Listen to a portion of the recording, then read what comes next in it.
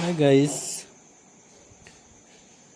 today I will teach you chapter 3 The Indian Weavers composed by Sarojini Naidu. She was born on 13 February 1879 in Hyderabad. She was called the Nightingale of India because she sang very sweet song and poem. When she was born, at that time the women are not allowed to go to school, where there were discrimination in the society between men and women. Women has no freedom to get the education at that time. She got her primary education in Chennai. After that, she went to London for higher studies. She was very fond of writing and singing poems. She was not only the poetess but also took part in the national Indian national movement. She became the follower of Mahatma Gandhi. She became the president of Indian National Congress and later she was appointed to be governor of Uttar Pradesh. She was the first female president of Congress and she was the first lady governor of the state. Her real name was Sarojini Chattopadhyay. She belongs from the higher caste of the society, but she married lower caste of the society. She got her surname by her husband Naidu. She was engaged inter-caste marriage. That was very challenging for her and for society. But her family members accompany with her. Now, without delaying, we are going to start our chapter. There are three stanzas in this chapter that shows the three phases of our life: childhood, marriage, and death. Now we start our chapter. Weavers weaving at break of day, why do you wave a garment so gay? Blue as the wing of a halcyon wild, we weave the robes of a newborn child. The weavers were weaving the cloth in the morning time.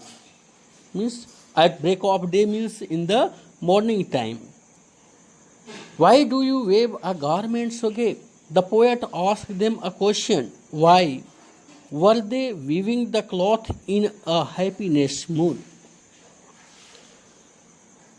Blue as the wings of a halcyon wild, we weave the robes of a newborn child.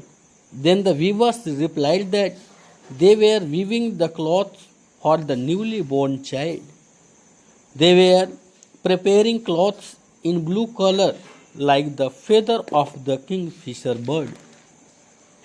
This is our first stage of our life. Now we are going to explain the second stage of our life. That is very important for all human beings.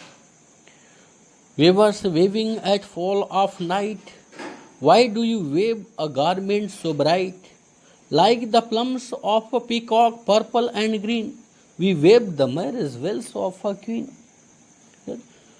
Weavers weaving at fall of night. Fall of night means at the evening time. The weavers were weaving the cloths at the evening time. Why do you wave a garment so bright? The poet again asked them why they were weaving the cloth so bright and shining.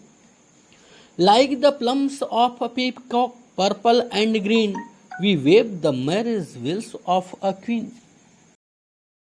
Then the weavers replied that they were weaving the marriage bells of the bride, a cloth that covers the face and head of bride, especially at the marriage time. We were the marriage bells of a queen. They were weaving the bells in blue and purple color like the feather of the peacock.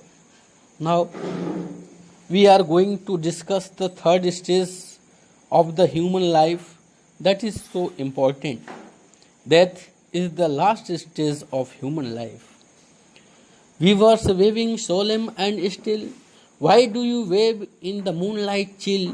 White as a feather and white as a cloud, we wave a dead man's funeral shroud.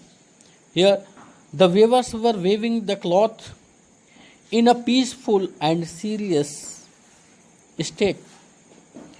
The poet asked them why they were waving the cloth in the light of the moonlight.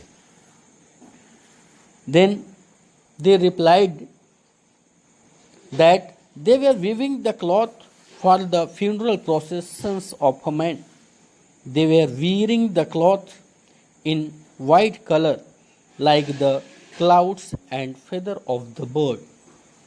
Students, I think that you understood this chapter, and if you understood this chapter, then surely like my channels and subscribe my channels so that I will make another video for all of us. Thank you. Have a nice day.